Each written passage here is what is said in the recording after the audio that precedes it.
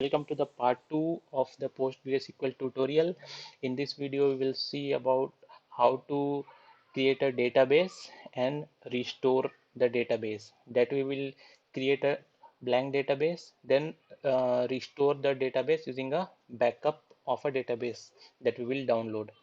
So before proceeding, let's download that backup file that we'll have to use for the restoration. So to download, I have uploaded that backup file in a GitHub repository. So you can find the link in the below in the description. So the backup file is the original.tar. It is a tar file. So the tar file is a it's a zip is a compressed file. So which we can have to download in our system. So just here in the download option, just right click and save link as and save to any folder in your computer. Just to remember where you have saved. Okay, so now we will go to our PG admin console, and the databases here in the databases part we will right click and create a database. So our database name will be DVD rental. Okay, and just click on save. We don't have to worry about other other parameters since we are just creating a sample database for practice. So our database is created, DVD rental. So right now this database is a blank database, so there is no tables or views created in the system. Now we have to restore this database with the backup file that we have downloaded earlier. So to restore, you have to right click on the DVD rental, and there's a restore option will be there. So click on that, and we have to restore using a custom or a tar file. Okay, and we have to browse to the file name where which have downloaded our tar file. So I have downloaded to the D PostgreSQL tutorials.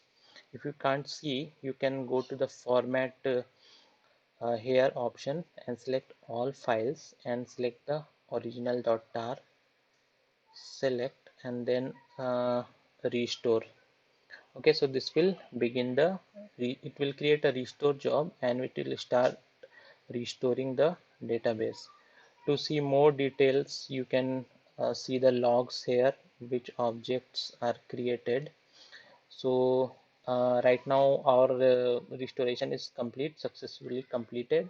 It has just took 6.21 seconds because our database is not as much uh, big. It's a small database. So just right click and refresh. So this will refresh the tables. So here you can see, just we have to refresh it again. Okay, so now we can see that there are tables has been created. So these tables are created inside the tables directory. Now to query, just click on the DVD rental and click on query tools. Here you will be able to write the queries and execute. So let's execute in one query. Select star from rental. Just we have to press F5 for execution.